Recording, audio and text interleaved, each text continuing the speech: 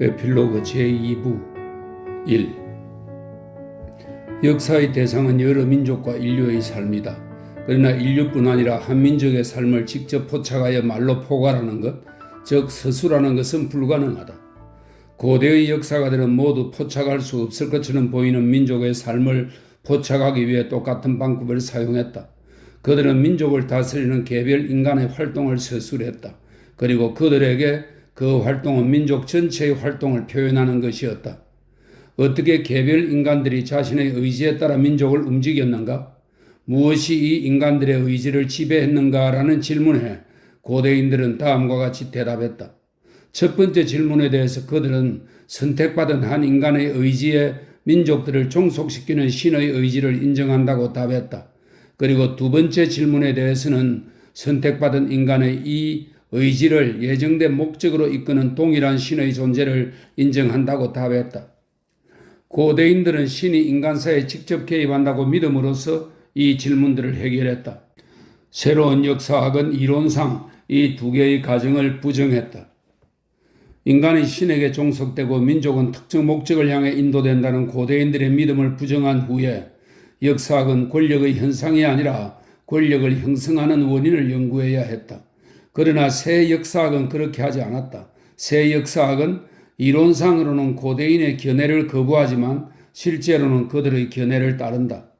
신으로부터 권력을 부여받고 신의 의지에 따라 직접 인도되는 사람들 대신 새 역사학은 비범한 초인적 능력을 부여받은 영웅 또는 군주부터 언론인에 이르기까지 대중을 이끄는 온갖 다양한 자질의 인간들을 내세웠다. 인류 운동의 목적으로 여겨졌던 이전 민족들, 즉 유태인, 그리스인, 로마인 등 여러 나라 민족들이 가졌던 신의 뜻에 합당한 목적들 대신 새 역사학은 자신의 목적을 제시했다.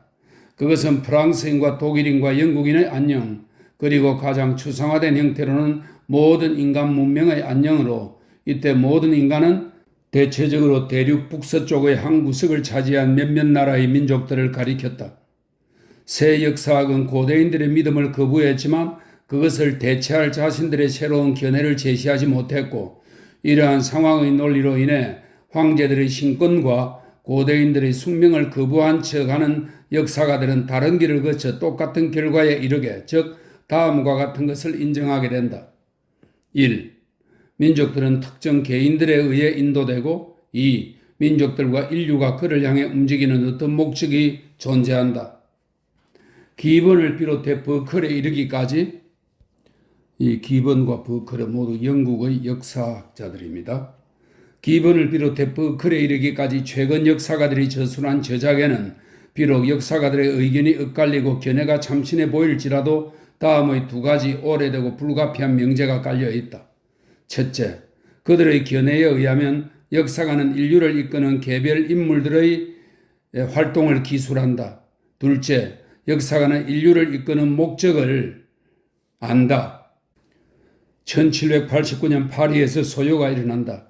이 소요는 확산되어 서쪽에서 동쪽으로의 민족 이동으로 나타난다. 그 운동은 몇 차례 동쪽으로 향했고 동쪽에서 서쪽으로 움직이는 반대 방향의 운동과 충돌하다가 1812년에 자신의 극한인 모스크바에 이른다. 한편 동쪽에서 서쪽으로 움직이는 반대 방향의 운동은 첫 번째 운동과 마찬가지로 중부의 여러 민족들을 끌어들이면서 눈에 띄는 대칭을 이루며 발생하여 첫 운동의 출발점이었던 곳, 즉 파리에 이르렀어야 멈추었다. 이 20년 동안 거대한 면적의 밭은 경작되지 못했고 집들은 불탔으며 상업의 방향은 바뀌었고 수백만 명이 가난해지거나 부유해지거나 이주했다. 그리고 이웃사랑의 계율을 따르던 수백만 명의 그리스도교 신자들이 서로를 죽였다. 이 모든 것은 무엇을 의미하는가? 이런 일이 일어난 이유는 무엇인가? 무엇이 이들로 하여금 집에 불을 지르고 자신과 비슷한 사람들을 죽이게 만들었는가? 이 사건들의 원인은 무엇인가? 어떤 힘이 사람들을 이런 식으로 행동하게 만들었는가? 바로 이러한 것들이 과거 운동에 일어났던 시기의 회상록이나 구정과 맞닥뜨린 인류가 스스로에게 제기하는 무의식적이고 단순하면서 지극히 당연한 질문들이다. 이 질문들을 해결하기 위해 인류의 상식은 여러 민족과 인류의 자기 인식을 목적으로 삼는 역사학에 의지한다. 만약 역사학이 고대인들의 견해를 고수하려 한다면 이렇게 말할 것이다. 신은 자기 백성에게 상 또는 벌을 주기 위해 자신의 뜻을 이루고자 나폴레옹에게 권력을 주고 그의 의지를 이끌었다고 말이다. 그리고 이는 충분하고 명확한 대답이 되었을 것이다. 나폴레옹의 신적 이의를 믿을 수도 믿지 않을 수도 있지만 그것을 믿는 사람은 그 시대 전체 역사의 모든 것을 이해할 수 있었고 거기에 어떤 모순도 없는 것처럼 느껴졌을 것이다. 그러나 새로운 역사학은 그런 식으로 대답할 수 없다. 과학은 신이 인간사에 직접 개입한다는 고대인들의 견해를 인정하지 않는다. 따라서 과학은 다른 대답을 제시해야 한다. 새로운 역사학은 이 질문들에 답하며 다음과 같이 말한다. 당신은 이러한 이동이 무엇을 의미하는지, 왜 일어났는지, 그 사건들을 일으킨 힘이 무엇인지 알고 싶은가? 그렇다면 들으라. 루이 14세는 매우 오만하고 자신을 과신한 인간이었다. 그에게는 이런저런 정부들과 이런저런 대신들이 있었고 그는 악정을 일삼았다. 루이의 후계자들은 나약했고 역시 프랑스의 악정을 펼쳤다. 그리고 그들에게도 이런저런 총신들과 이런저런 정부들이 있었다. 당시 몇몇 사람들은 책을 쓰기까지 했다. 18세기 말 파리에 20명가량의 사람들이 모여 만인은 평등하며 자유롭다고 말하기 시작했다. 이로 인해 파리 전역에서 사람들이 서로를 빼고 죽이기 시작했다. 그들은 왕을 비롯하여 그 밖의 많은 사람들을 죽였다. 그 무렵 프랑스에 천재적인 인간이 있었는데 바로 나폴레옹이었다. 그는 매우 천재적이었기 때문에 어디에서나 승리했다. 즉 많은 사람들을 죽였다. 그리고 무언가를 위해 아프리카인들을 죽이러 가서 그들 또한 훌륭히 해치웠고 매우 교활하고 똑똑했기에 프랑스에 돌아와서는 모든 이들에게 자기를 따르라고 명령했다. 그러자 모두가 그에게 복종했다. 황제가 된 그는 다시 이탈리아와 오스트리아와 프로이센의 국민을 죽이러 가서 많은 사람들을 죽였다. 그런데 러시아에 알렉산드르 황제가 있었다. 그는 유럽의 질서를 회복하기로 결심하고 나폴레옹과 전쟁을 벌였으나 1807년에 갑자기 화친을 맺었고 1811년에는 전쟁을 재개하여 또다시 많은 국민을 죽이기 시작했다. 나폴레옹은 60만 군대를 이끌고 러시아에 침입하여 모스크바를 점령하지만 느닷없이 그 도시를 버리고 도주했다. 그때 알렉산드르 황제는 슈타인과 여러 사람들의 조언을 받아들여 유럽의 평화를 파괴한 자에 맞서 무장하도록 유럽을 규합했다. 나폴레옹의 동맹자들 전부가 갑자기 그의 적이 되었고 무장한 군대는 새롭게 힘을 모은 나폴레옹에 대항하기 시작했다. 동맹자들은 나폴레옹을 물리쳐 파리에 입성한 후 나폴레옹을 퇴위시켰다. 5년 전만 해도 그리고 그 후 1년 뒤에는 모든 이들이 그를 무부의 도적으로 간주했음도 불구하고 그들은 그에게서 황제의 칭호를 박탈하지 않고 여전히 그에게 모든 경의를 표하면서 그를 엘바 섬으로 유배 보냈다. 그때까지 프랑스인들과 동맹자들로부터 비웃음만 샀던 루이 18세가 왕위에 올라 그의 치세가 시작되었다. 나폴레옹은 옛 근위대 앞에서 눈물을 흘리며 퇴위하고 유배를 떠났다. 그 후 노련한 정치가들과 외교관들이 특히 가장 먼저 자리를 성공적으로 차지하여 프랑스의 국경을 확장한 탈레랑을 비롯해서 모두가 비엔에서 회담을 열었고 그 회담은 여러 민족들을 행복하게도 하고 불행하게도 했다. 그런데 갑자기 외교관들과 군주들이 거의 논쟁을 벌이다시피 했고 이미 그들은 자국 군대에 서로를 죽이라고 또다시 명령할 준비가 되어 있었다. 그러나 그때 나폴레옹이 일개 대대를 이끌고 프랑스에 돌아왔고 그를 정오하던 모든 프랑스인들은 바로 그에게 복종했다. 하지만 동맹국의 군주들은 이에 분노하여 다시 프랑스인들과 전쟁을 벌였고 그들은 천재적인 나폴레옹을 격퇴한 후 그를 약탈자 취급하며 세인텔레나 섬으로 유배를 보냈다. 사랑하는 사람들과 사랑하는 프랑스로부터 분리된 유형자는 그 섬의 바위 절벽에서 천천히 죽어갔고 자신의 위협을 후세에 전했다.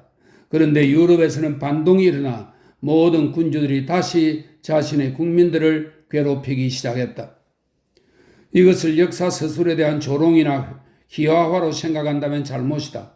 오히려 이것은 어떤 질문, 즉 회상록 편집자와 각 나라의 역사 편찬자부터 당시의 세계사와 문화사라는 새로운 장르에 이르기까지 모든 역사가 제기하는 질문에 대해 아예 답을 주지 않거나 혹은 모순적인 답을 주는 것에 대한 가장 온건한 표현이다. 이 대답들이 기이하고 우스꽝스러운 이유는 새 역사학이 누구도 제기하지 않은 질문에 대답하는 어리석은 사람과 비슷하다는 점에서 찾을 수 있다. 만약 역사학의 목적이 인류와 여러 민족들의 움직임을 기술하는 것이라면 첫 번째 질문, 이에 대한 대답 없이는 다른 나머지 질문 모두를 이해할 수 없는 그 질문은 다음과 같다. 어떤 힘에 의해 여러 민족들이 움직이는가? 이 질문에 대해 새 역사학은 나폴레옹이 매우 천재적이었다. 루이 14세가 매우 오만했다. 이런저런 저술가들이 이런저런 책을 저술했다고 근심스레 말한다. 이 모든 것은 충분히 있을 법한 일이고 인류도 이에 동의하겠지만 인류는 그것에 대해 묻는 것이 아니다. 만약 자기 자신을 토대로 하는 항상 똑같은 신의 권력을 나폴레옹과 루이 황제와 저술가 같은 사람들을 통해 자신의 백성을 다스리는 신의 권력을 우리가 인정한다면 그 모든 것이 흥미로울 수 있겠지만 우리는 이러한 권력을 인정하지 않는다. 그러므로 나폴레옹과 루이 황제, 저술가 같은 이들을 언급하기 전에 우리는 이러한 인물들과 여러 민족들의 움직임 사이에 존재하는 관계를 보여주어야 한다. 만약 신의 권력 대신 새로운 다른 힘이 있다면 그 힘이 무엇인지 설명해야 하는데 왜냐하면 역사의 모든 관심은 바로 이 힘으로 귀결되기 때문이다. 역사는 마치 이 힘이 명명백백하고 모든 이들에게 알려져 있다고 생각하는 것 같지만 이 새로운 힘을 이미 알려진 것으로 아무리 인정하고 싶다 할지라도 역사학 저작들을 많이 읽는 사람일수록 역사가들이 저마다 다양하게 이해하는 그 새로운 힘을 과연 모든 사람이 다 알고 있을까라는 사실을 의심할 것이다. 2. 어떤 힘이 민족들을 움직이는가? 전기를 다루는 일부 역사가들과 각 민족을 연구하는 역사가들은 이 힘을 영웅과 군주만이 가진 권력으로 이해한다. 그들의 기술에 따르면 사건은 오직 나폴레옹과 알렉산드르 같은 사람들 혹은 그들이 다루는 인물들의 의지로 생긴다. 사건을 움직이는 힘이 무엇이냐는 질문에 이런 부류의 역사가들이 내놓는 대답은 만족스럽다. 그러나 그것은 한 명의 역사가가 단 하나의 사건을 연구하는 경우에만 그렇다. 다양한 국적과 견해를 가진 역사가들이 동일한 사건을 기술하는 순간 그들이 내놓는 대답은 그적시 모든 의미를 상실하는데 왜냐하면 그 힘에 대한 역사가들의 이해가 다양할 뿐 아니라 때로는 전혀 상반되게 해석되기 때문이다. 한 역사가는 나폴레옹의 권력에 의해 사건이 일어났다고 주장하고 어떤 역사가는 알렉산드르의 권력에 의해 사건이 기인했다고 주장하며 또 다른 역사가는 어떤 제3자의 권력에 의해 사건이 발생했다고 주장한다. 게다가 이런 부류의 역사가들은 동일 인물의 권력의 토대가 되는 힘을 설명할 때조차 서로 모순되는 주장을 펼친다. 나폴레옹 옹호자인 티에르는 나폴레옹 권력의 토대가 미덕과 천재성에 있다고 말한다. 그러나 공화주의자 랑프레에 따르면 그 힘의 토대는 국민을 상대로 한 나폴레옹의 사기와 기만이다. 이처럼 이런 부류의 역사가들은 상대방의 명제를 파괴하는 동시에 사건을 일으키는 힘에 대한 개념을 깨뜨리므로 역사의 본질적 의문에 대한 아무런 대답도 주지 않는다. 모든 민족을 다루는 일반 역사가들은 사건을 발생시키는 힘에 대한 개별 역사가의 관점이 옳지 않음을 인정하는 듯하다. 그들은 이 힘을 영웅과 군주의 고유 권력이 아니라 다양한 방향으로 뻗은 많은 힘들의 결과로 인정한다. 일반 역사가는 전쟁이나 국민의 정복을 기술할 때 한 인물의 권력이 아니라 사건과 결부된 많은 인물들의 상호작용에서 사건의 원인을 찾는다. 이 견해에 따르면 역사 속 인물들의 권력은 많은 힘들의 산물로 여겨지기 때문에 이미 그 자체로는 사건을 일으키는 힘으로서 고찰될 수 없을 듯하다. 그런데 일반 역사가들은 대부분 권력의 개념을 자체적으로 사건을 일으키거나 사건의 원인이 되는 힘으로 파악한다. 그들의 기술에 따르면 역사 속 인물은 시대의 산물이고 그 권력은 다양한 힘들의 산물일 뿐이다. 또 그의 권력은 사건을 일으키는 힘이기도 하다. 예를 들어 게르비누스와 슐로스를 비롯한 게르비누스는 독일의 역사학자이자 정치가이고요. 슐로스는 독일의 역사가로 하이델베르그 대학 교수를 역임한 인물입니다. 게르비누스와 슈울로스를 비롯한 여러 역사가들은 나폴레옹이 프랑스 혁명과 1789년 이념 등의 산물이라고 주장하다가 1812년의 원정과 그 밖에 자신들의 마음에 들지 않는 여러 사건들은 모두 잘못된 방향으로 나아간 나폴레옹의 의지의 산물이며 1789년의 이념들은 나폴레옹의 전행 때문에 중단되었다고 노골적으로 말한다. 혁명의 이념과 전반적인 분위기가 나폴레옹의 권력을 산출했다. 그리고 바로 그 나폴레옹의 권력이 혁명의 이념과 전반적인 분위기를 억압했다. 이런 기이한 모순은 우연이 아니다. 그것은 모든 단계에서 발견될 뿐만 아니라 일반 역사가들이 남긴 기록들 역시 모순의 연속이다. 이 모순은 일반 역사가들이 분석의 토대에 발을 들여놓았다가 도중에 멈추기 때문에 생긴다. 합력 또는 합력을 구성하는 분력들을 발견하기 위해서는 분력의 총합이 합력과 같아야 한다. 일반 역사가들은 이 조건을 결코 준수하지 않았고 따라서 합력을 설명하기 위해 그들은 불충분한 분력들 외에도 합력에 따라 작용하는 해명되지 않은 힘의 존재를 가정할 수밖에 없다. 특정 사건을 다루는 개별 역사가들은 1813년의 원정이나 부르봉 왕가의 복고를 기술하면서 이 사건들이 알렉산드로 1세의 의지에 의해 일어났다고 단언한다. 그러나 게르비누스 같은 일반 역사가는 개별 역사가들이 제시한 견해를 반박하면서 1813년의 원정이나 부르봉 왕가의 복고가 알렉산드로 1세의 의지 외에도 슈타인, 메테르니히, 마담 스탈, 탈레랑, 피이테, 샤토브리앙 등의 활동 때문이라는 점을 보여주려고 애쓴다. 이 역사가는 알렉산드리아 1세의 권력을 탈레랑, 샤토브리앙 같은 구성요소들로 분해한 것이지만 구성요소들의 총합, 즉 샤토브리앙과 탈레랑과 마담 스탈 등의 상호작용은 합력 전체, 즉 수백만 명의 프랑스인들이 부르봉 왕가에 굴복한 현상과 동등하지 않은 것은 분명하다. 샤토브리앙과 마담 스탈과 그 밖의 여러 사람들이 이런저런 말을 서로 주고받은 것에서 도출되는 것은 수백만 명의 복종이 아니라 그들의 상호관계이다.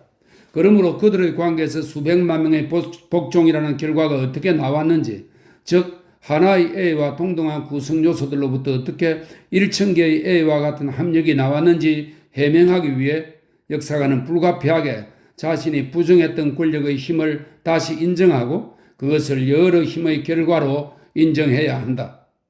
즉 합력에 따라 작용하는 아직 해명되지 않은 힘을 인정해야 하는 것이다. 바로 이것이 일반 역사가들이 하는 일이고 그 결과 그들은 개별 역사가들 뿐 아니라 자기 자신과도 모순된다.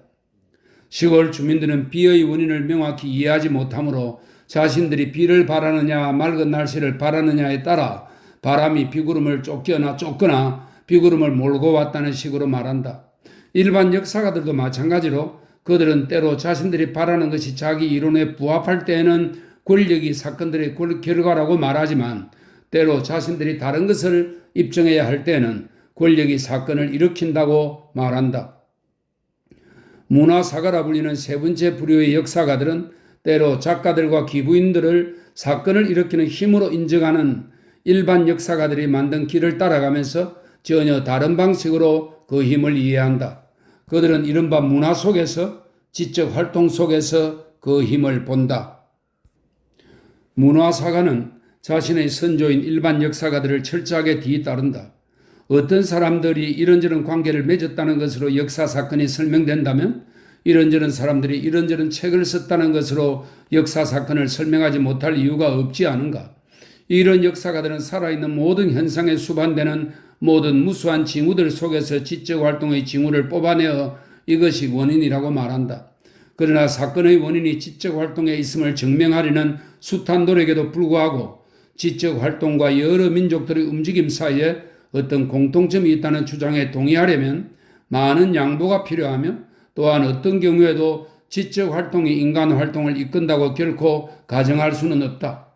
인간 평등에 대한 설교에서 비롯된 프랑스 혁명의 더없이 잔인한 처형들과 사랑을 주장하며 일으킨 무자비한 전쟁 같은 현상들은 그 가정을 뒷받침하지 못하기 때문이다. 그러나 설령 역사를 가득 채운 이 복잡한 논의들이 전부 옳다고 또한 이념이라 불리는 어떤 모호한 힘이 여러 민족들을 지배한다고 가정할지라도 역사의 본질적인 의무는 그대로 남아있게 된다. 또는 군주들의 이전 권력에 일반 역사가들이 도입한 고문들과 여러 인물들의 영향력에 이념이라는 새로운 힘이 더 부과되어 이 힘과 대중의 관계에 대한 설명을 필요로 한다. 나폴레옹의 권력을 잡았고 그로 인해 한 사건이 일어났다는 것은 이해할 수 있다. 좀 더 양보해서 나폴레옹이 다른 영향력과 함께 사건의 원인이 되었다고 볼 수도 있다. 하지만 사회계약론이라는 저작이 어떻게 프랑스인들이 서로를 침몰시켰는가에 대한 의문은 그 새로운 힘과 사건의 인과관계에 대한 설명 없이는 이해될 수 없다.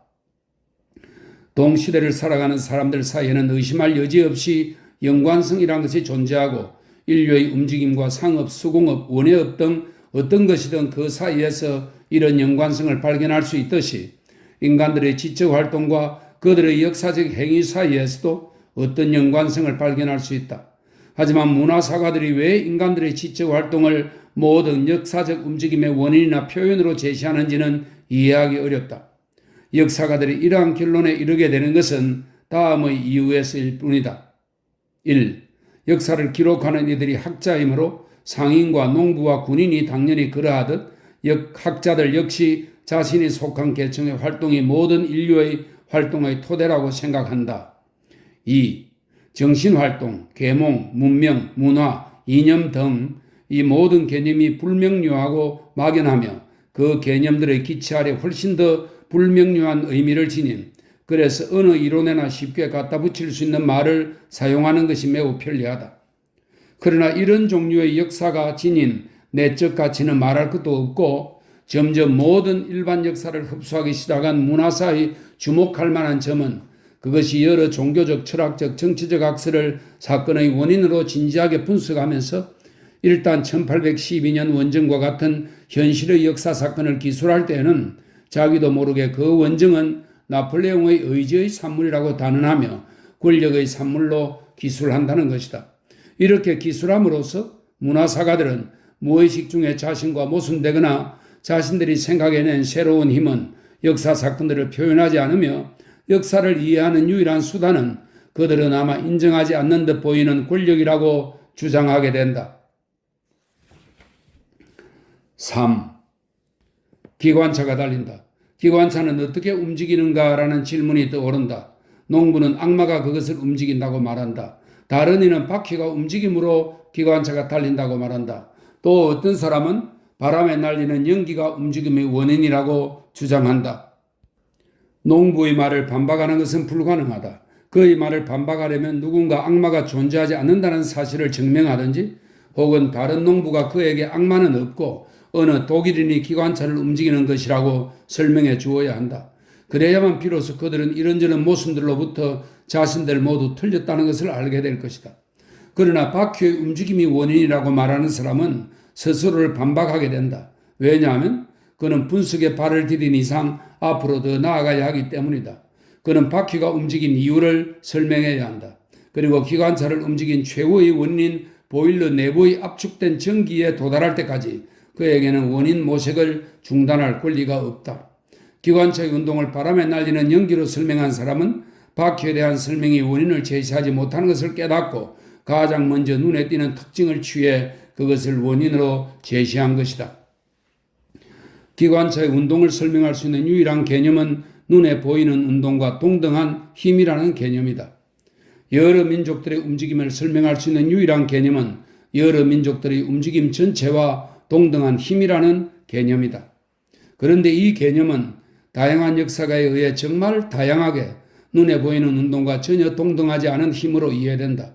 어떤 이들은 기관차에서 악마를 본 농부처럼 그 개념을 영웅이 직접 지닌 힘으로 본다. 또 어떤 이들은 바퀴의 운동을 본 사람처럼 그 개념을 다른 어떤 힘에서 발생하는 힘으로 본다. 또 어떤 이들은 바람에 날리는 연기를 본 사람처럼 그 개념을 지적 역량이라고 본다. 역사가 사건에 참여한 모든 사람의, 한 사람도 배제하지 않고 모든 사람의 역사로 기록되는 것이 아니라 카이사르, 알렉산드로 1세, 루트, 볼테르와 같은 개별 인물의 역사가 기록되는 한 인간이 자신의 활동을 하나의 목적으로 향하게 만드는 힘에 대한 개념 없이는 결코 인류의 움직임을 기술할 수 없다. 그리고 역사가들이 알고 있는 유일한 그 개념이 바로 권력이다. 오늘날의 역사 서술에서 사료를 다룰 수 있는 유일한 손잡이가 바로 이 개념이고, 버클처럼 이 손잡이를 부러뜨린 자는 사료를 다루는 다른 방법을 알지 못한 채 그것을 다룰 마지막 가능성을 잃어버린 것이나 같다. 역사 현상을 설명하기 위해 권력이라는 개념이 불가피하다는 점을 가장 잘 증명하는 이들은 권력이라는 개념을 부정하는 듯 하지만 그것을 계속 이용할 수밖에 없는 일반 역사가들과 문화사가들이다. 인류의 여러 문제와 관련하여 역사학은 지금까지 통화, 즉 집회와 주화 같은 것이었다. 전기적 역사와 개개 민족의 역사는 집회와 비슷하다. 그것들이 무엇으로 보정되는가에 대한 문제가 발생할 때까지 누구에게도 피해주지 않고 오히려 이익을 가져다 주며 자기 임무를 다해 통용되고 유통될 수 있다. 영웅들의 의지가 어떻게 사건을 일으키는가라는 의문을 잇는다면 디엘의 역사는 흥미롭고 교훈적이며 시적인 분위기까지 띌 것이다. 그러나 제작의 용이성으로 인해 사람들이 집회를 대량으로 만들거나 그것을 황금과 교환하고 싶어 하기 때문에 집회의 실제 가치에 대한 의심이 발생하는 것과 마찬가지로 누군가 단순한 생각으로 나폴레옹은 도대체 무슨 힘으로 그런 일을 해냈을까 하고 질문한다면, 즉 통용되는 지폐를 실제 개념인 황금으로 교환하려 할 때 이런 종류의 역사가 지니는 실질적 의미에 대한 의심이 발생한다. 일반 역사가들과 문화사가들은 지폐의 불편함을 인정하고 지폐 대신 금과 같은 밀도는 갖지 않지만 금속으로 된 주화를 만들기로 결심한 사람들과 유사하다. 그래서 화폐는 확실히 금속 화폐가 되지만 단지 주화일 뿐이다. 지폐는 여전히 잘 모르는 사람들을 속일 수 있지만 가치를 지니지 않은 주화는 아무도 속일 수 없다. 금은 교환에서뿐 아니라 실무에도 사용될 때에야 비로소 금이듯 일반 역사가들도 권력이란 무엇인가라는 역사의 본질적 질문에 답할 수 있을 때야 비로소 금이 될 것이다. 그러나 일반 역사가들은 이 질문에 서로 모순되는 대답을 하고 문화사가들은 대답을 회피하며 엉뚱한 대답을 내놓는다. 금화와 유사한 토큰을 금화로 인정하는 데 동의한 사람들과 금의 성질을 모르는 사람들 사이에서 그 토큰이 통용 화폐로 사용되는 것처럼 일반 역사가들과 문화사가들도 인류의 본질적 물음에 답하지 않은 채 자신들의 어떤 목적을 위해 대학과 독자 대중, 이른바 그들이 말하는 진지한 책 애호가들 사이에서 통용 화폐로서 종사한다. 4.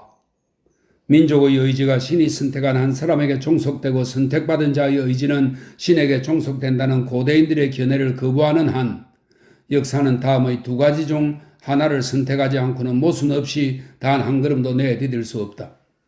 인간사에 신이 직접 개입한다는 이전의 믿음으로 되돌아갈 것인가, 혹은 역사적 사건을 일으키는 이른바 권력이라는 힘의 의미를 명확히 설명할 것인가. 전자로 돌아가는 것은 믿음이 붕괴되었기 때문에 불가능하므로 권력의 의미를 설명해야만 한다. 나폴레옹은 군대를 소집하고 출정을 명령했다. 이 견해는 우리에게 너무도 당연하고 익숙해서 나폴레옹이 그렇게 명령했을 때 어째서 60만의 사람들이 전장에 나갔느냐는 질문조차 무의미하게 느껴질 정도이다. 그는 권력을 가졌으므로 그가 내린 명령은 실행되었다. 만약 그의 권력이 신으로부터 주어진 것이라고 믿는다면 이 대답은 충분히 만족스럽다. 그러나 그것을 인정하지 않는 즉시 우리는 다른 사람들에 대한 한 사람의 권력이 과연 무엇인지 정의해야 한다.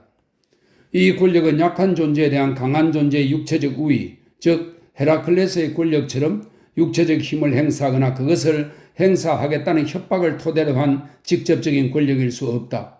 또한 일부 역사가들이 단순한 생각 가운데 역사 속 인물은 영웅이고 천재성이라 불리는 비범한 정신과 지력을 부여받은 인간이 실제로 존재한다고 말할 때 염두에 두는 정신력의 우위에 토대한 것일 수도 없다.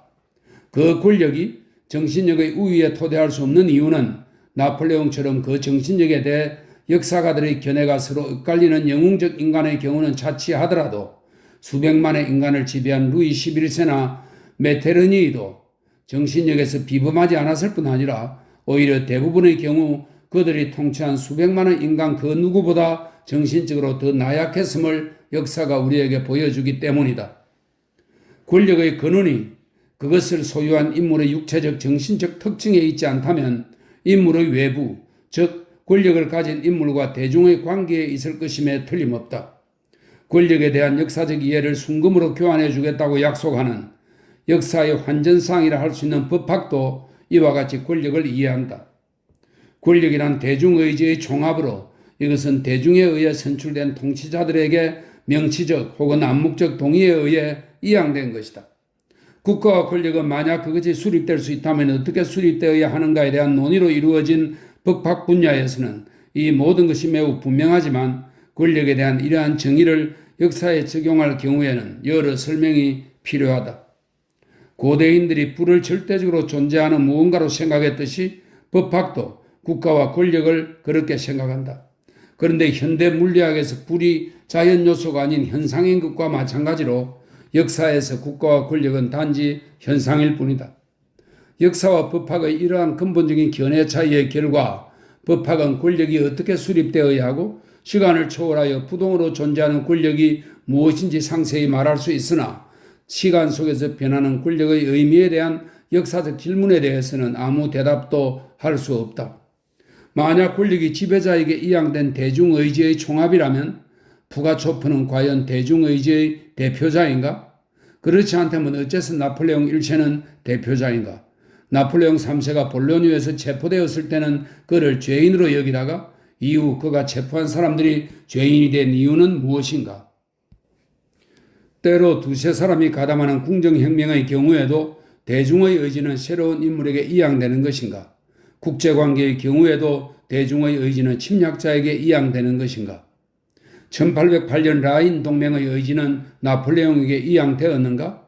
1809년 아군이 프랑스군과 동맹을 맺고 오스트리아를 공격했을 때 러시아 대중의 의지는 나폴레옹에게 이양되었는가? 이 질문들에 대해서는 다음의 세 답변이 가능하다. 1.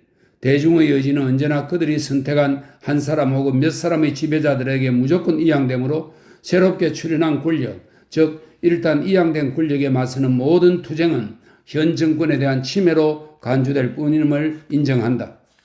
2. 대중의 의지는 어떤 일정한 조건에서 조건부로 통치자에게 이양된다는 점을 인정하고 권력에 대한 모든 제약과 충돌, 나아가 붕괴까지도 통치자가 권력 이양의 토대인 여러 조건을 준수치 않아 발생함을 제시한다. 3. 대중의 의지는 불명확한 미지의 조건에서 조건부로 지배자들에게 이양되며 많은 권력의 출현과 그 투쟁과 파멸은 대중의 의지가 어떤 인물들에게서 다른 인물들로 이양되기 위한 미지의 조건들을 통치자들이 어느 정도 준수할 경우에만 발생함을 인정한다. 역사가들은 대중과 통치자의 관계를 위의 세 가지로 설명한다. 단순하게 생각하기 때문에 권력의 의미에 대한 질문을 충분히 이해하지 못하는 일부 역사가들, 즉 앞에서 언급한 개별 역사가들과 전기를 다루는 역사가들은 마치 대중의지의 총합이 역사 속 인물들에게 무조건적으로 이양되는 것처럼 이를 인정한다. 그래서 이 역사가들은 어떤 한 권력에 대해 기술하면서 그 권력이야말로 유일하게 절대적이고 진정한 권력이며 이 진정한 권력에 반대하는 다른 모든 힘은 권력이 아니라 권력의 침해, 즉 폭력이라고 추론한다. 그들의 이론은 태고의 평화로운 시기에는 적합하지만 다양한 권력이 동시에 발생하여 서로 투쟁하는 시기, 즉 민족들의 복잡한 삶의 격동기에 적용하기에는 적합하지 않다.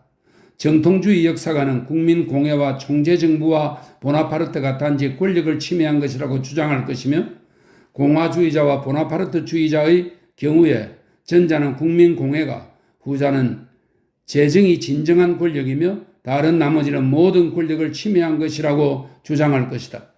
이 역사가들의 권력에 대한 설명은 이렇게 서로를 부정하기 때문에 아주 나이 어린 아이들에게나 적합할 것임에 틀림없다. 다른 부류의 역사가들은 역사에 대한 이런 시각이 잘못되었음을 인정하고 권력이란 대중의지의 총합을 통치자에게 조건부로 이양하는 것을 바탕으로 하며 역사 속 인물은 오직 국민의 의지가 암묵적인 동의로 그에게 지시한 강령을 수행하는 조건에서만 비로소 권력을 가진다고 말한다. 그러나 이 역사가들은 그 조건이 무엇인지 우리에게 말해주지 않고 설령 말한다 해도 그들의 주장은 항상 서로 모순된다. 역사가들은 국민운동의 목적이 무엇인가에 대한 나름의 견해에 의거하여 이러한 조건을 프랑스 국민이나 다른 나라 국민들의 번영과 부, 자유, 계몽으로 설명한다. 그러나 이러한 조건들에 대한 역사가들 사이의 의견 충돌은 말할 것도 없고 이 조건들과 관련된 만인 공통의 유일한 강령이 존재한다고 인정할지라도 우리는 역사적 사실들이 거의 언제나 이 이론과 모순된다는 사실을 발견할 것이다. 만약 권력이 이양되는 조건이 국민의 부와 자유와 계몽에 있다면 루이 14세와 이반 4세는 평온한 죽음을 맞이할 때까지 통치한 반면 루이 16세와 찰스 1세가 민중에게 처형당한 이유는 무엇일까? 이 질문에 대해 이 역사학자들은 강령에 위배된 루이 14세의 활동이 루이 16세에게 영향을 미치다고 답한다. 그렇다면 왜 그 활동이 루이 14세와 루이 15세에는 영향을 미치지 않고 루이 16세에게 영향을 미쳐야 했는가? 그리고 어느 기간 동안 영향을 미쳤는가? 이 질문들에 대한 답은 존재하지 않을 뿐더러 존재할 수도 없다. 이런 시각으로는 왜 의지의 총합이 수세기 동안 통치자와 그 후계자들로부터 움직이지 않고 있다가 그 후에 갑자기 50년 사이에 국민 공회와 총재 정부로 나폴레옹, 알렉산드르 1세, 루이 18세, 다시 나폴레옹, 샤를 10세, 루이 필리프, 공화정, 나폴레옹 3세로 이양되었는지 거의 설명되지 않는다. 이처럼 한 인물에서 다른 인물로 급격히 대중의지가 이양된 경우를 설명할 때 특히 국제관계와 침략과 동맹이 수반될 때 이 역사가들은 현상들 중 일부가 이미 의지의 올바른 이양이 아니라 외교관, 군주, 정당 지도자의 모략, 실체, 관계, 약점에 따른 우연이라고 본의 아니게 인정할 수밖에 없다. 따라서 내란, 혁명, 침략 등 역사 현상의 대부분은 그 역사가들에게 더 이상 자유의지가 이양된 산물이 아니라 잘못된 방향으로 나아간 한 사람 혹은 몇몇 사람들의 의지와 산물, 즉 권력에 대한 침해로 보인다. 따라서 이런 부류의 역사가들에게도 역사적 사건은 이론에서 벗어난 현상으로 간주된다. 이런 역사가들은 몇몇 식물들이 발화하여 쌍떡잎 식물이 되는 것을 보고 나서 생장하는 모든 식물은 쌍떡잎으로 갈라지며 성장한다고 주장하는 식물학자와 비슷하다. 이 식물학자들은 충분히 생장하고 가지를 뻗어 더 이상 쌍떡잎 식물과 비슷한 모습을 띠지 않는 종려나무나 버섯, 심지어 참나무도 이론에서 벗어난 것이라고 주장한다. 세 번째 역사가들은 대중의 의지가 역사 속 인물들에게 조건부로 이양되지만 그 조건들은 우리에게 알려지지 않았다고 인정한다. 그들은 역사 속 인물들이 권력을 갖는 것은 단지 그들이 자신에게 이양된 대중의 의지를 실현하기 때문이라고 말한다. 하지만 그러한 경우 만약 국민을 움직이는 힘이 역사 속 인물이 아닌 국민 자신에게 있다면 이 역사 속 인물들의 의의는 과연 어디에 있는가? 이 역사가들은 역사 속 인물들이 스스로를 통해 대중의 의지를 표현하고 역사 속 인물들의 활동은 대중의 활동을 대표하는 것이라고 말한다. 그러나 이때는 다음의 의문이 생긴다. 역사 속 인물들의 모든 활동이 대중의 의지를 표현하는가? 아니면 그 활동의 어떤 일면만 그러한가? 만약 일부 사람들이 생각하듯 역사 속 인물들의 모든 활동이 대중의 의지를 표현한다면 궁정의 온갖 소문을 자세히 기록한 나폴레옹과 예카테리나의 전기는 국민 생활의 표현이라는 것인데 그것은 분명 말도 안 되는 생각이다.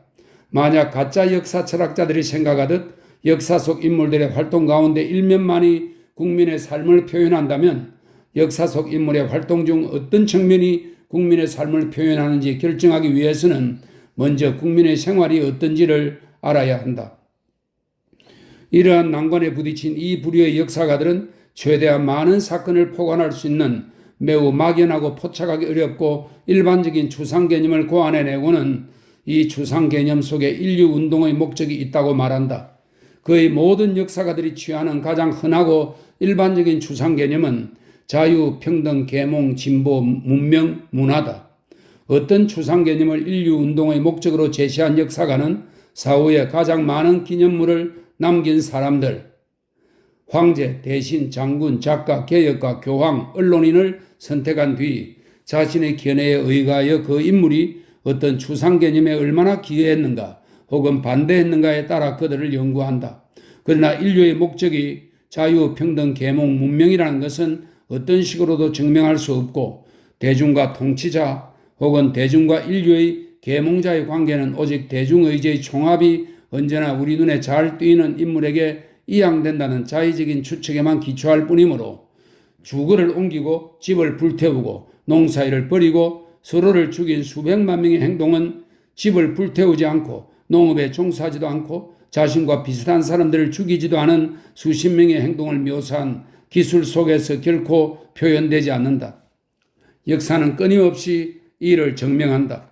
지난 세기 말에 서쪽 나라들의 민족들의 동료와 그들의 동쪽으로의 돌진이 과연 루이 14세, 15세, 16세 그들의 정부들과 대신들의 행동으로 혹은 나폴레옹, 루소, 디드로, 로마르세 등의 생애로 설명될까? 러시아 민족이 동쪽의 카잔과 시베리아를 향해 이동한 것이 과연 이반 4세의 병적인 성격과 그와 쿠롭스키가 주고받은 서신을 상세히 기술하는 것으로 드러날까? 십자군 원정 기간에 일어난 여러 민족들의 이동이 고드프로아와 루이와 그들의 귀부인들을 연구하는 것으로 설명될까? 여러 민족들이 어떤 목적과 통솔자 없이 불황자 무리와 함께 은자 베드로와 함께 서쪽에서 동쪽으로 이동한 사실은 우리에게 여전히 이해할 수 없는 것으로 남아있다. 그보다 더 이해할 수 없는 것은 역사 속 인물들이 원정의 예루살렘 해방과 같은 이성적이고 신성한 목적을 명료하게 설정한 그때 그 이동이 중단되었다는 사실이다. 교황, 왕, 기사들은 성지 해방을 위해 민중을 선동했지만 예전에 그들을 이동하게 했던 미제의 원인이 더 이상 존재하지 않았으므로 민중은 조금도 움직이지 않았다. 고드프로아와 미네징거의 역사는 여러 나라 민중의 생활을 포용하지 못하는 듯하다. 그리하여 고드프로아와 미네징거의 역사는 고드프로아와 미네징거의 역사로만 그쳤고 민중의 생활과 그들의 동기에 대한 역사는 알려져 있지 않은 채 남아있다. 작가들과 개혁가들의 역사가 국민생활에 대해 우리에게 설명해 준 것은 더더욱 적다. 문화사는 우리에게 작가나 개혁가의 동기와 생활 조건, 사상을 설명한다. 우리는 루터가 흥분하기 쉬운 성격을 지녔고 그가 이런저런 연설을 했다는 사실을 알게 될 것이다. 루소가 의심이 많았으며 이런저런 책을 썼다는 것도 알게 될 것이다. 그러나 우리는 무슨 이유로 종교개혁 후 여러 민족들이 서로를 살육했는지 프랑스 혁명기에는 왜 서로를 처형했는지 알지 못할 것이다. 최근 역사가들이 시도하듯 만약 우리가 이 두 역사를 결합한다 할지라도 그것은 군주들과 작가들의 역사일 뿐 민족들의 삶의 역사는 아니다. 5.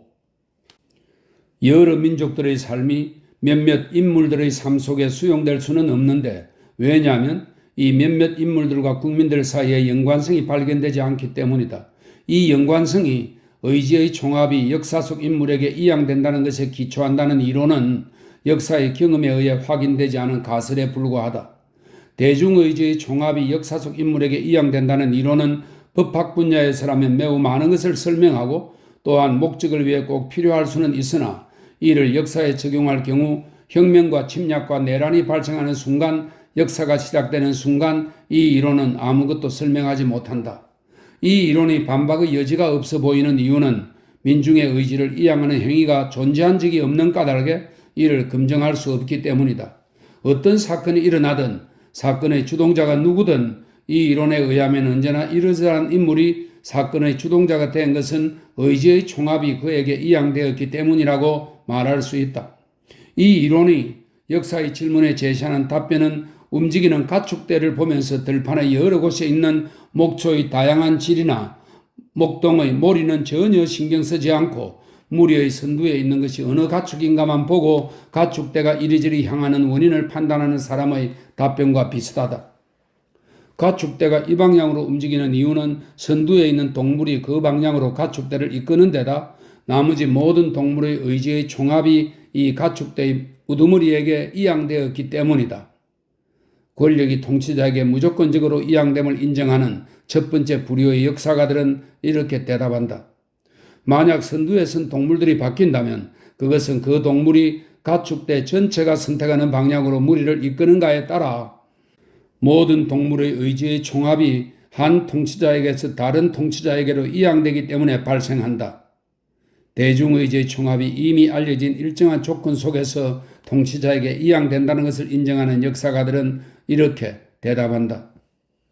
이러한 관찰 방법을 적용할 경우 관찰자는 자신이 선택한 방향에 부합하여 대중의 방향이 바뀔 경우 이제는 앞쪽이 아닌 옆쪽에 때로는 뒤쪽에 있는 것을 우두머리로 인정하는 일이 매우 잦다. 만약 선두에 선 동물이 계속해서 교체되고 무리 전체의 방향이 끊임없이 바뀐다면 이것은 우리가 알고 있는 어떤 방향에 이르기 위해 동물들이 자신의 의지를 우리 눈에 띄는 어떤 동물들에게 이양했기 때문이다. 따라서 가축 무리의 이동을 연구하기 위해서는 우리 눈에 띄는 사방에서 움직이는 가축대 안의 모든 동물들을 관찰해야 한다. 군주부터 언론인에 이르기까지 역사 속의 모든 인물들을 시대의 표현으로 인정하는 세 번째 부류의 역사가들은 이렇게 대답한다. 대중의 의지가 역사 속 인물들에게 이양된다는 이론은 단지 말바꾸기, 즉 질문의 문구를 다른 말로 표현한 것일 뿐이다. 역사적 사건들의 원인은 무엇인가? 바로 권력이다. 권력이란 무엇인가? 권력이란 한 인물에게 이양된 대중의지의 총합이다. 대중의 의지는 어떤 조건에서 한 인물에게 이양되는가? 그것은 그 인물에 의해 모든 사람의 의지가 표현된다는 조건에서다. 즉 권력은 권력이다. 다시 말해 권력이라는 말은 우리가 그 의미를 이해할 수 없는 것이다.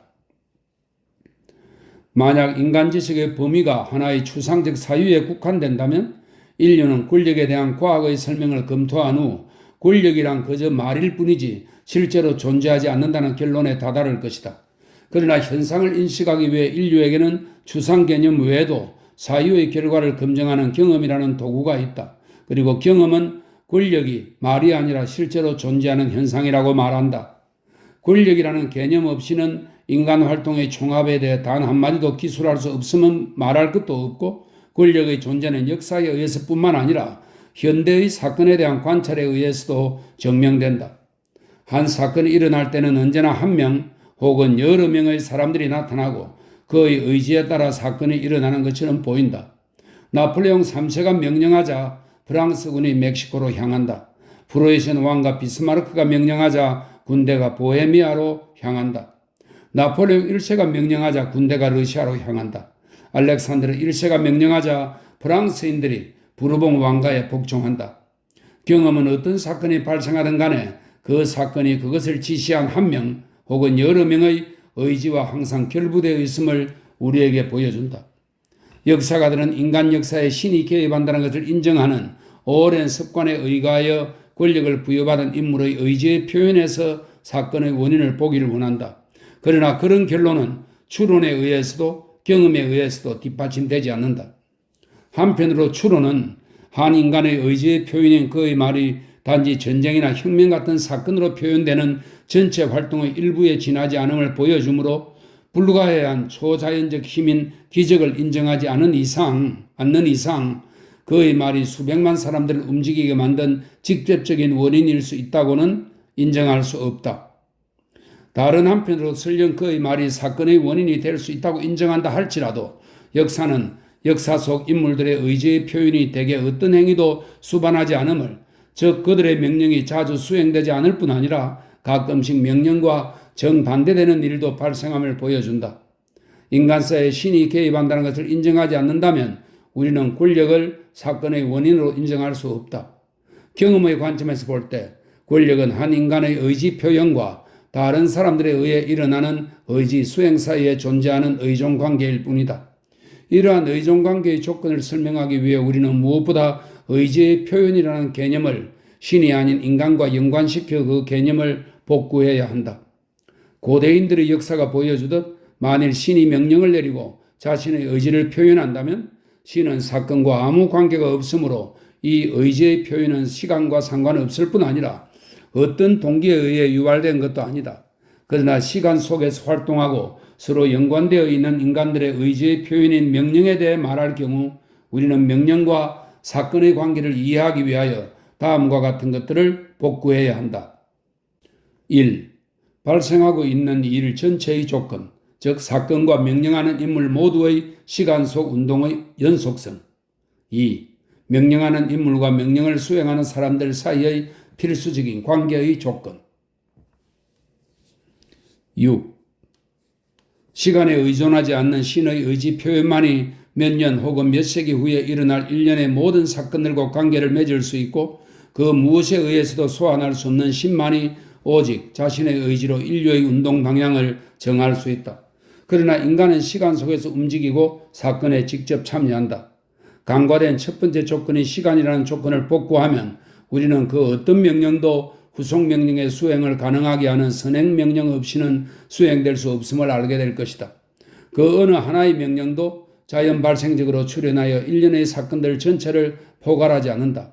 개개 명령은 다른 명령으로부터 나타나고 그 명령은 일련의 전체 사건이 아니라 언제나 사건의 한 가지 계기와 연관될 뿐이다.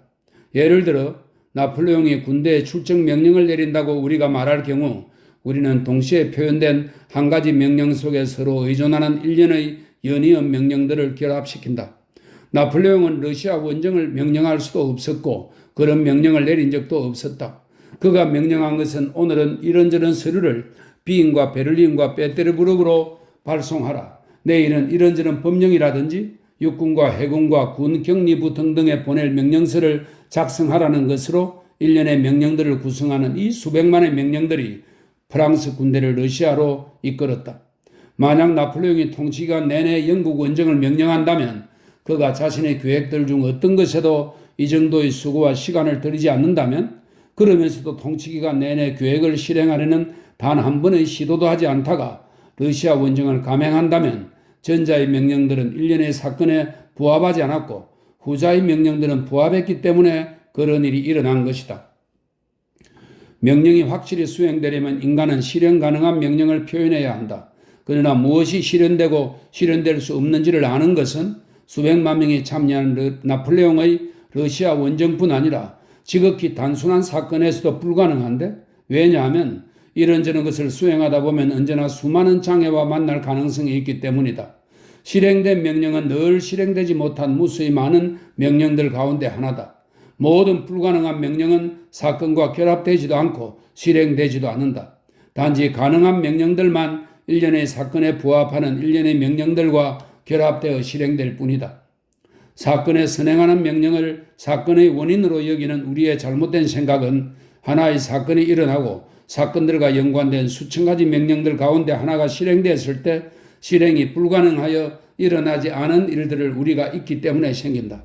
게다가 이런 의미에서 우리가 착각하는 주요 이유는 역사 기술에서 일련의 무의미하고 사소한 온갖 사건들, 예를 들어 프랑스 군대를 러시아로 이끈 모든 사건들이 그 일련의 사건들이 일으킨 결과에 따라 한 가지 사건으로 통합되고 그 일반화에 따라 일련의 모든 명령들도 의지의 한 표현으로 통합되기 때문이다.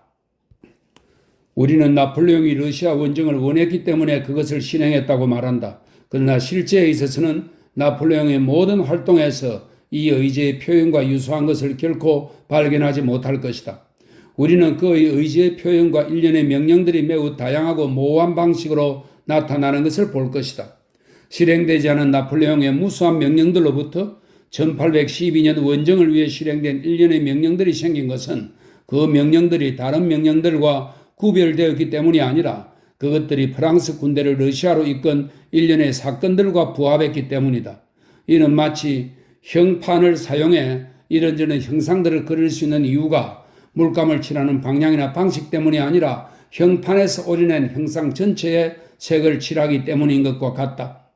따라서 우리가 명령과 사건의 관계를 시간 속에서 고찰할 때 어떠한 경우에도 명령이 사건의 원인일 수 없으며 이 둘 사이에 일정한 의존관계가 존재함을 발견할 것이다.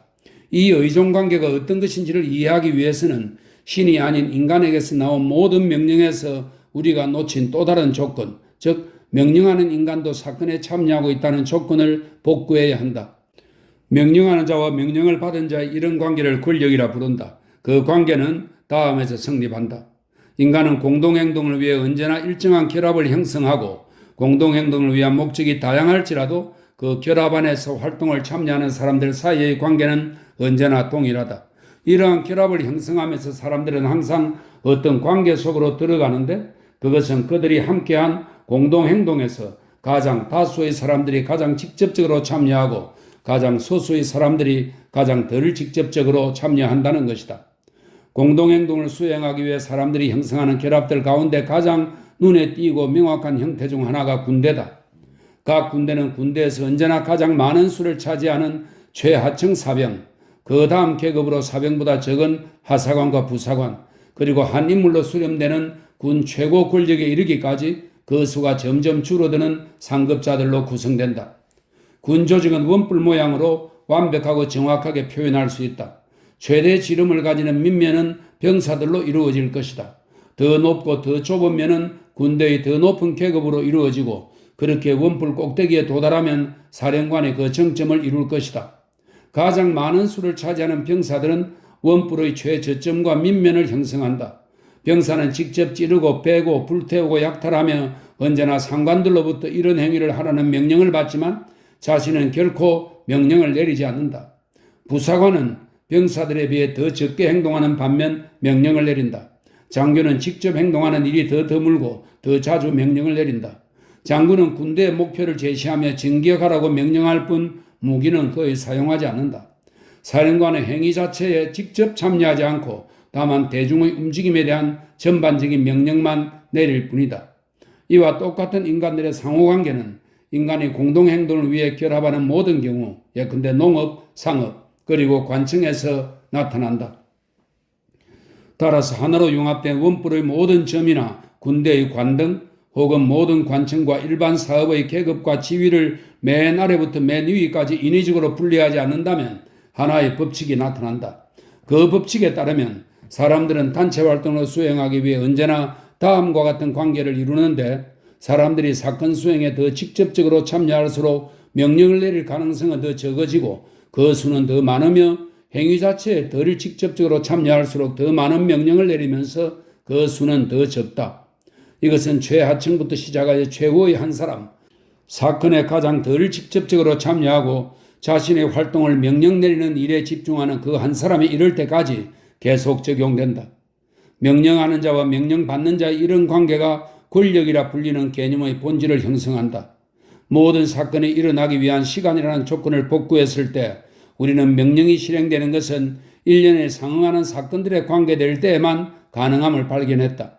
명령하는 자와 실행하는 자 사이의 연관성이라는 필수 조건을 복구했을 때 우리는 사건 자체에 가장 덜 참여하는 것이 명령하는 자의 특성이며 그들의 활동은 오직 명령에만 집중되어 있음을 발견했다.